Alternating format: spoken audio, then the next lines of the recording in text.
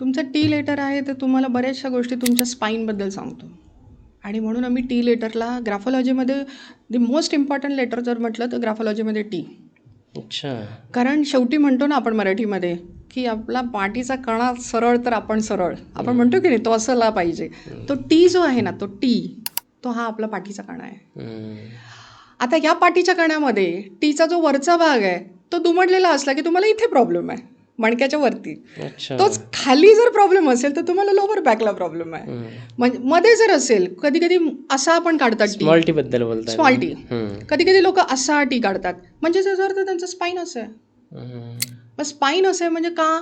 कारण स्पाईन असं म्हणजे कुठेतरी त्यांचा जो सेल्फ रिस्पेक्ट असतो, त्याच्यानंतर सेल्फ कॉन्फिडन्स असतो, इथे पण प्रॉब्लेम असतो. अच्छा.